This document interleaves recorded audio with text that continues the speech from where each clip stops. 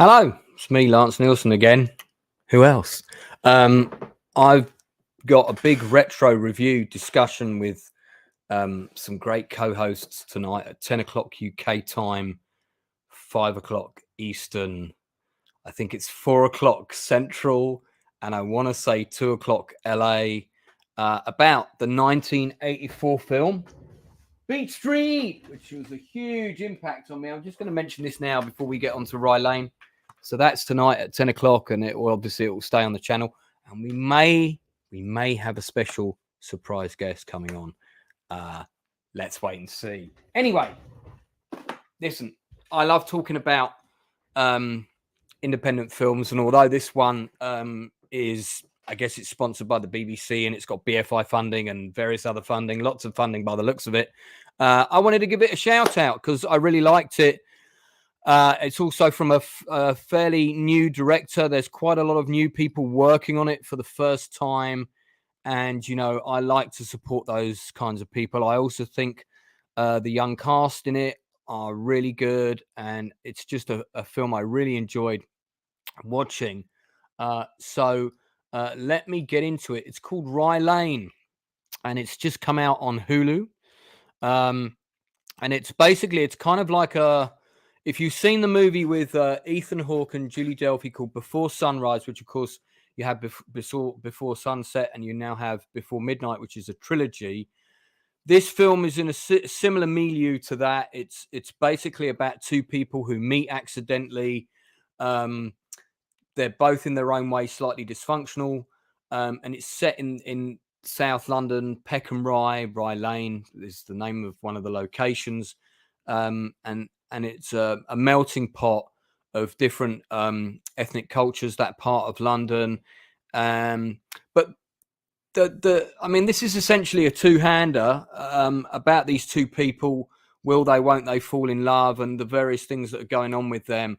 But I really love the way that it's shot. I really like the script. The script is very witty. It's very funny.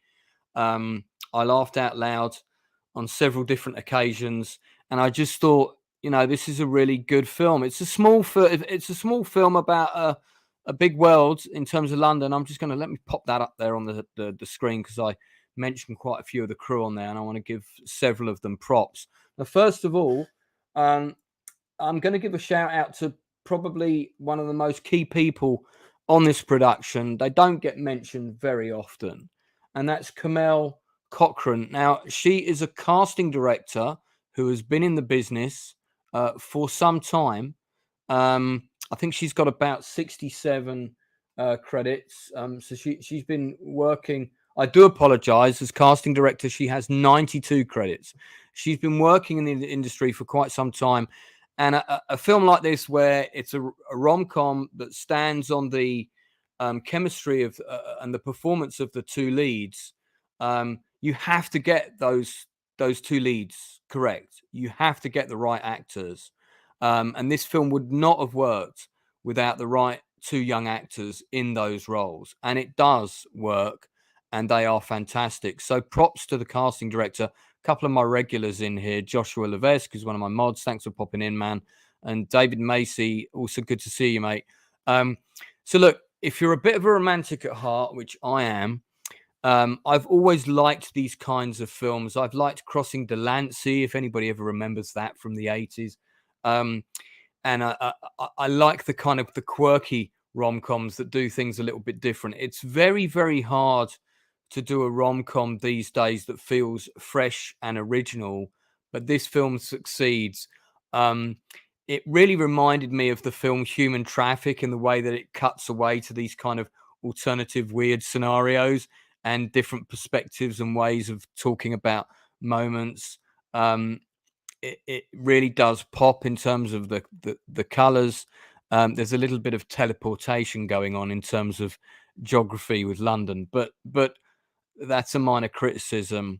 So let's talk about the people that are involved. So Raine Allen-Miller, who's the director, she's done a couple of shorts before, but I believe this is her first feature film, and she's done a really good job coaxing the actors and giving the film a very cohesive vision. I expect to see big things from her down the road. I'm sure she's got a successful career ahead of her.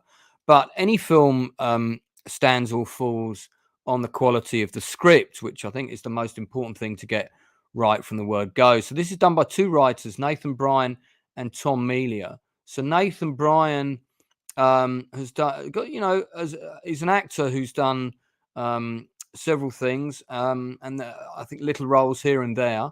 The part of Obi and Ghosts, if you guys are familiar with that show, and I absolutely love that show, by the way. It's just coming to its last season now. He's got 13 other writing credits. But I guess he's done a few shorts and a few things, but the script feels like it's in the hands of a writer who knows what they're doing. And then we have our second chap here, Tom Melia, who's predominantly, I guess, a writer, not an actor, 5 writing credits. He has done 68 episodes of Hollyoaks. So, I mean, that's a writer with a fair bit of experience under his belt. So I'm guessing the two of them collaborated on it, and perhaps Tom's additional credits in television was something that was required for the BBC funding. Hi, Keith. You subscribed to my channel the other day. Thank you so much for doing that, Keith E. I think you're from the States. We've got our Beat Street stream tonight at 10 o'clock, mate. But I'm just doing, this is an impulsive review. I like doing quick reviews of films as soon as I've seen them, rather than jumping on an edit suite and spending half a day. I just want to get on and talk about it. So if you like your rom-coms, if you like your When Harry Met Sally, that kind of film, I really liked it. And like I said, the things that really work for me about this film are the script. It feels fresh and funny and witty. It's the approach of the filmmaker, the vision, and it's the casting of the leads. So I want to talk about the actors quickly, because I'm going to give them a shout out too. But you can see I've got several crew mentioned on my scrolling. So we have the director here, we have the writers. Now we also have the DOP, and we have the production designer. And there's a special shout out to Scott Hillier, who we'll come on to in a second. So the production design on this is really good. It's really consistent. The film has a particular look and feel. So I wanted to give the production designer a special mention, Anna, because they don't get mentioned very often in reviews. And I like to look at all the aspects of a film, being a filmmaker myself. So going to give props out to the production designer there. Also wanted to mention the DOP. I like the way that the film is shot. Again, it has a particular sort of poppy style. Again, I've compared the kind of the way it pops and the way it cuts to another favorite film of mine, Human Traffik, which I must do a retro review on, actually. So I really liked the way it was shot. Okay, let's get on to the cast. So your two leads are David Johnson and Vivian Oprah. Now, I'm not familiar with these actors, so I just want to see what else they have been in. David has 9 credits previously. I have seen Deep State. Yeah, okay, I remember him in this now. I think he's the kid who ends up with a satchel or something like that, if I remember rightly. So yeah, I do remember him in that. That was a good show, actually, and it's got several of my favorite actors in it, but we're not going to talk about that now. I haven't seen any of his other performances. So he gives a really good performance in this role, and it's a character that could have been so easy to get wrong. God, all my guys are popping in. Copa Catania is here as well, as one of my mods, and also a co-host with me on the channel from time to time. He'll be popping on again, I think, with me next Wednesday. So he's a really good actor, great in this role. I know we're going to see him again. I think this is going to really put him on the map. I predict that he'll be cast in either a Marvel or Disney movie within the next couple of years. I doubt it'll even take that long. Vivian Oprah plays his foil, as it were.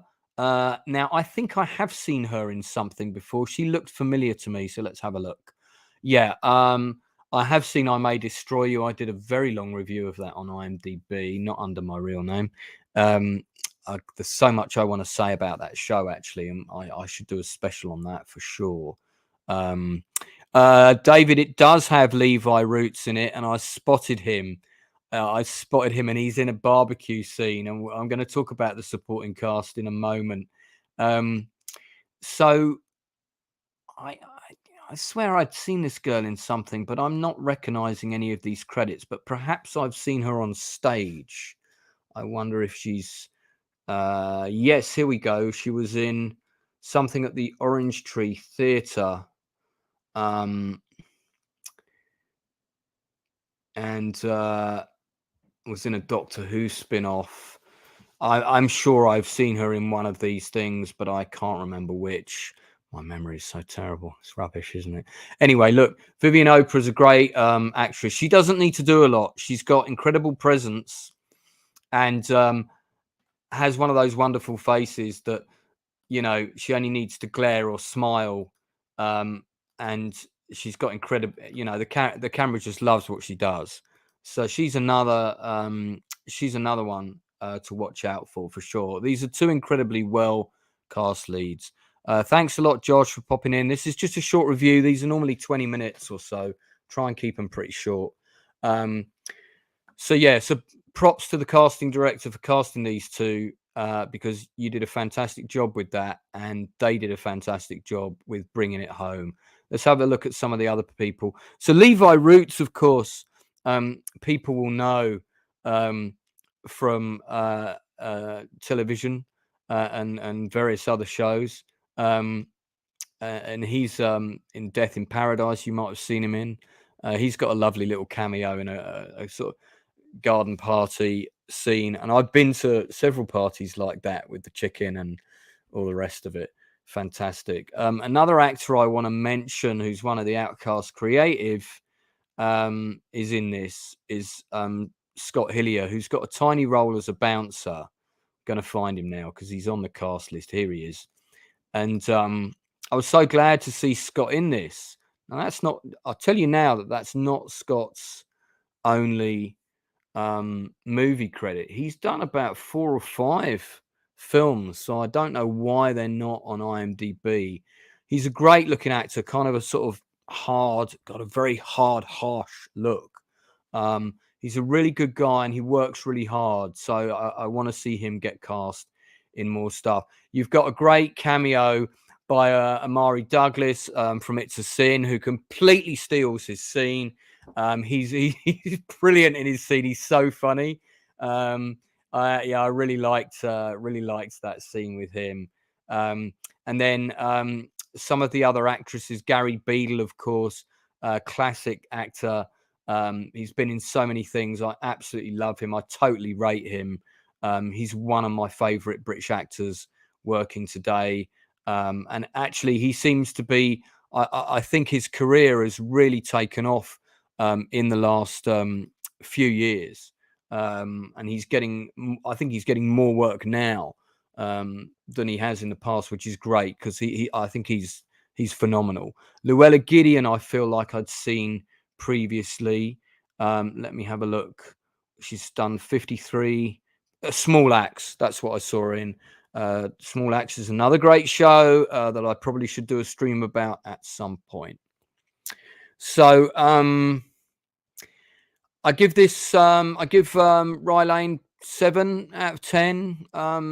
And I've already rated it on IMDb. There is my rating, 7 out of 10. You know, it's not a film without its flaws. The ending felt a little bit rushed.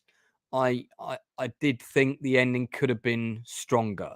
So if I had a criticism, I think the ending could have been stronger. But look, it's a lovely, beautifully made film, extremely well acted, and rom-coms are difficult to make original and interesting.